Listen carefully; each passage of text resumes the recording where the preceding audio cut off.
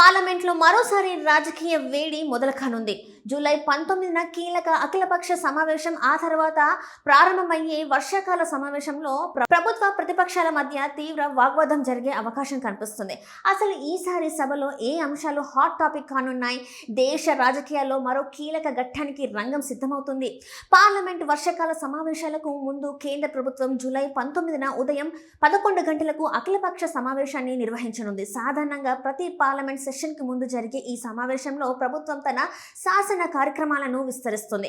అదే సమయంలో ప్రతిపక్ష పార్టీలు సభ ప్రస్తావించుకోవాలనుకుంటున్న ప్రధాన అంశాలను ప్రభుత్వ దృష్టికి తీసుకెళ్తాయి. ఈ సమావేశం తర్వాత జూలై 20 నుంచి పార్లమెంట్ వర్షాకాల సమావేశంలో ప్రారంభం కానున్నాయి.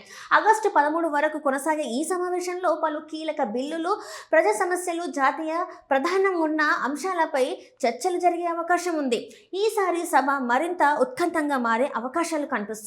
గత కొన్ని నెలలుగా పలు రాజకీయ పార్టీలలో చోటు చేసుకున్న మార్పులు పార్లమెంట్లో కొత్త సమీకరణలకు దారితీశాయి.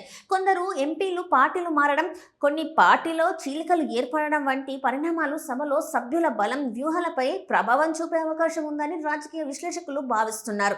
అదే సమయంలో ప్రతిపక్షాలు ప్రభుత్వాన్ని ఇరుకున్న పెట్టేందుకు ఇప్పటికే తమ కార్యాచరణను సిద్ధం చేసుకున్నట్టు సంకేతాలు ఇస్తున్నాయి. దేశవ్యాప్తంగా చర్చనీయాంశమైన నీట్ యూజీ పరీక్ష వ్యవహారం, పరీక్షల నిర్వహణలో పారదర్శకత, విద్యార్థుల ఆందోళన వంటి అంశాలు సభలో ప్రధాన చర్చకు వచ్చే అవకాశం ఉంది. అలాగే ఆపరేషన్ సింధూర్కు సంబంధించిన అంశాలు, రక్షణ శాఖపై వచ్చిన విమర్శలు వంటిపై రాజకీయ ఆరోపణలు కూడా సభలో ప్రస్తావనకు వచ్చే అవకాశాలు ఉన్నాయి.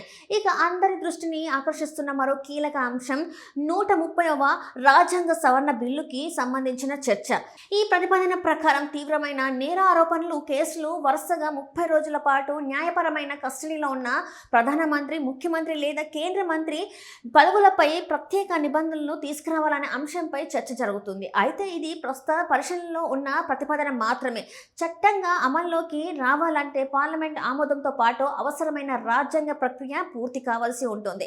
ఈ బిల్లుపై సంయుక్త పార్లమెంటరీ కమిటీ నివేదిక కూడా కీలకంగా మారే అవకాశం ఉంది. దీంతో అధికార ప్రతిపక్షాల మధ్య దీనిపై విస్తృత చర్చ జరిగే అవకాశం ఉంటుంది. మొత్తంగా చూస్తే ఈసారి పార్లమెంట్ వర్షాకాల సమావేశంలో ప్రభుత్వ శాసన కార్యక్రమాలు ఒకవైపు, ప్రతిపక్షాల ప్రశ్నలు ఒకవైపు ఉండడంతో సభ కార్యకలాపాలకు ఉత్కంఠ భరితంగా సాగే అవకాశం కనిపిస్తుంది.